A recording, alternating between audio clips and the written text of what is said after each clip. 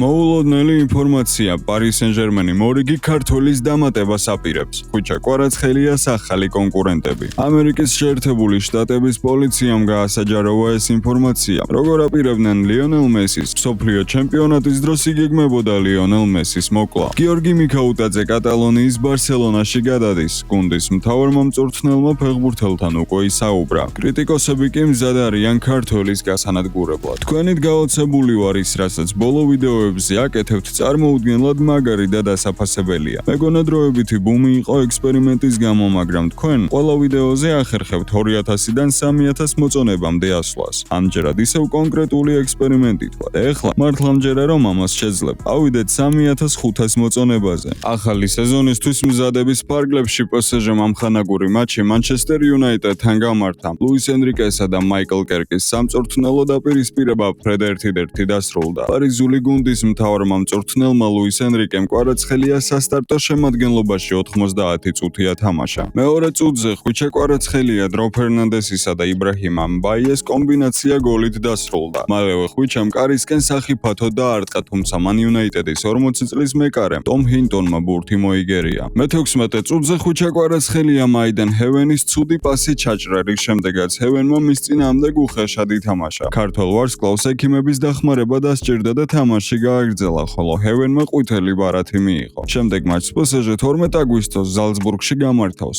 სუპერთასის ფინალზე. ლონდონის არსენალის სკაუტები ჩრდილოეთ ირლანდიაში იმყოფებოდნენ. ლარნი იბერიას მატჩს დაესწრნენ. Daily Mail-ის ცნობით ინტერესის ობიექტი იბერიას მაღალი შეფასების მქონე ქართველის შემტევი ნახევარმცველი ანდრია ბარათაშვილია. Daily Mail კიდევ ერთ საინტერესო ინფორმაციას ავრცელებს 17 წლის ფეხბურთელის მიმართ ინტერესს PSG-ც იჩენს. მიმდინარე წლის ივნისში BBC უწყებოდა, რომ მეთოფეები ანდრიას თაობაზე ოფიციალურ წინადადებას ამზადებდნენ. ასევე ბარათაშვილის მიმართ ინტერესი ლივერპულმა და იუვენტუსმა გამოხატეს. ფერენ ტორესის სატრანსფერო ამბები დასასრულს უახლოვდება. მართალია 26 წლის ფეხბურთელი ჯერჯერობით კუთვნილ შვებულებაშია და მის გამოჩენას კატალონიის დედაქალაქში მომავალ 4 შაბათს ელია. თუმცა შესაძლოა მოვლენები ისე განვითარდეს, რომ ესპანელი ფორვარდი ბარსელონაში აღარ ჩავიდეს და პირდაპირ პარიზში გაემგზავროს. კატალონიური გამოცემების ცნობით ბარსელონასა და პარი სენ-ჟერმენის სპორტული დირექტორები დეკუ და ლუიშ კამპუში საფრანგეთში უკვე შეხვდნენ და მათი მოლაპარაკებები ნაყოფიერი გამოდგა. დეკუს თავად ფერანმა აცნობა ტელეფონის საშუალებით, რომ პარიზში გადასვლის სურვილი ჰქონდა, რის შემდეგაც მხარეებმა ყველაფრის მოგვარება გადაწყვიტეს. რაც შეეხება ბარათაშვილს, რა თქმა უნდა ეს ამბავი გაგვიხარდება. ქუჩასთან ერთად გაიზრდება გვერდზე სწორი მაგალითი ეყოლება, ხოლო აი ფერან ტორესი პოტენციური კონკურენტია კვარასთვის. რა თქმა უნდა ვიცით, რომ ფერანი ცუდ ფორმაშია და ხვიჩა პირიქით ძალიან მაგარში, თუმცა მისი ჩამოწერა არ შეიძლება. თანაც მგონია ლუის ენრიკე მას ტყუილად არ მოიყვანდა და ეს მისი გეგმის ნაწილია. მე მართლა არ ვიცი და არ მესმის, არის თუ არა რეალური ბარათაშვილის ტრანსფერი პარიზულ გრანჩი. თქვენ კი კომენტარებში დაწერეთ თქვენი აზრები ამ თემასთან დაკავშირებით.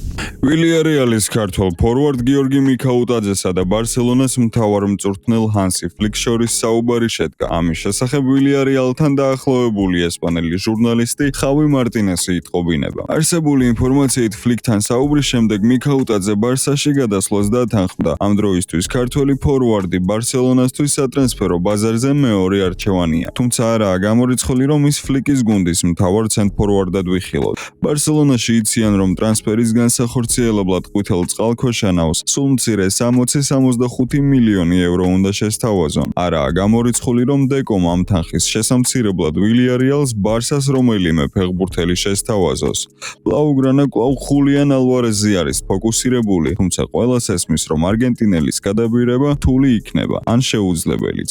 იმდენი ვიძახე ქართველ ფეხბურთელებზე ბარსაში გადავათქო, რომ საბოლოოდ მე მგონი გავარტყი. უბრალოდ წარმოიდგინეთ რა მაგარი იქნება ეს ტრანსფერი რომ შედგეს და თანაც ეს რეალურია. ბარსელონას არ შეუძლია დიდი თანხების გადახდა და ვარსკვლავების მოყვანა. მიქაუტაძე კი მშრომელი და საკმაოდ მობილური ფორვარდია. არაა ჰოლანდივით ნაჯახი. ბარსელონას იდეალურად უხდება. თანაც ლა ლიგაში უკვე გვაჩვენა საკუთარი შესაძლებლობებით და რაღაც მხრივ ეს ბარსასთვის რისკებს ამცირებს. და თუ შეძლო ვილიარეალთან, ბარსელონაში მით უმეტეს შეძლებს. წარმოიდგინეთ იამალის და მიქაუტაძის კომბინაციები. დაწერეთ თქვენი აზრი ამ თემასთან დაკავშირებით, რამდენად რეალურია თქვენთვის ეს ტრანსფერი. პოლო კიფი ცნობილი ბრიტანელი ინსაიდერი და ტოტენჰემთან დაახლოებული პირია. მან სოციალურ ქსელში საინტერესო ინფორმაცია გაავრცელა და ვილიარეალის ქართველი ფეხბურთელი გიორგი მიქაუტაძე ლონდონურ კლუბს დაუკავშირა. ტოტენჰემის შეტევის გაძლიერებას აპირებს და გიორგი მიქაუტაძე იმ ფეხბურთელთა შორისაა, რომელთა მიმართაც ტოტენჰემს ინტერესი აქვს. განაცხადა პოლმა თავის ტვიტერზე. ჩემი აზრით კი პრემიერ ლიგაში გადასვლა გიორგისთვის შეცდომა იქნება. შეიძლება ყველაფერი პირიქით მოხდეს და პრემიერ ლიგაში გადასვლამ მისი კარიერა 10 მაგად გაზარდოს, მაგრამ გარკვეულწილად ეგ ყველაფერი რისკია, რადგან ლა ლიგაში ის საკმაოდ კომფორტულად არის და ვიცით რაც შეუძლია. შესაბამისად ბარსელონა ჩემი აზრით უფრო კომფორტული ვარიანტია, თუმცა ტოტენჰემი დიდი ისტორიის მქონე კლუბია და არც ტოტენჰემში გადასვლა იქნებოდა ცუდი ვარიანტი. ამაზეც ძალიან საინტერესოა თქვენი აზრი, თუ რას ფიქრობთ, რომელ კლუბში ჯობია რომ გადავიდეს ქართველი ფეხბურთელი. ამერიკის შეერთებული შტატების პოლიციის ანგარიშის მიხედვით ლიონელ მესის მსოფლიო ჩემპიონატის მიმდინარეობისას თვითმკვლელი ტერორისტის თავდასხმით ემუქრებოდნენ. ესპანურმა გამოცემამ მარკამ გაავრცელა დეტალები პოლიციის საიდუმლო ანგარიშიდან, რომელშიც მსოფლიო ჩემპიონატის დროს FBI-სა და საერთაშორისო პოლიციის თანამშრომლობის ცენტრის მიერ მიღებული უსაფრთხოების საფრთხეები აღწერილი. ანგარიშის მიხედვით ტურნირის განმავლობაში ყველაზე მეტი მუქარა სწორედ არგენტინის ნაკრების კაპიტანის ლიონელ მესის მისამართით გაისმა. მუქარა მხოლოდ მესის არ ეხებოდა და საფრთხე არგენტინის ნაკრების სხვა ფეხბურთელებსაც ემუქრებოდა. ანგარიში აღწერილია ერთ-ერთი შემთხვევა, რომელიც არგენტინის ნაკრების ჯგუფური ეტაპის ბოლო მატჩის იორდანიის წინააღმდეგ შეხვედრის წინ მოხდა. ერთ-ერთმა პირმა დალასის აეროპორტში დარეკა და განაცხადა, რომ ის და კიდევ 2 ადამიანი სტადიონზე ხელნაკეთი ბომბებითა და AR-15 ტიპის ავტომატური ცეცხლსასროლი იარაღით შეჭრას აპირებდნენ. მუქარის ავტორმა კონკრეტულ სამიზნედ მესიც დაასახელა და განაცხადა, რომ თავს დაესხმებოდა პოლიციელებსა და ორივე გუნდის ფეხბურთელებს. მსგავსი შემთხვევა არგენტინის მერვედ ფინალურ მატჩიც განმეორდა, როდესაც მესის ეგვიპტის წინააღმდეგ შეხვედრის წინ ბომბის აფეთქებით დაემუქრნენ. ერთ-ერთმა ეჭვმიტანილმა სოციალურ ქსელში დაწერა: ატლანტის სტადიონზე შევალდა მესის 4 ბომბით ავაფეთქებ, რომლებიც სხეულზე მექნება დამაგრებული.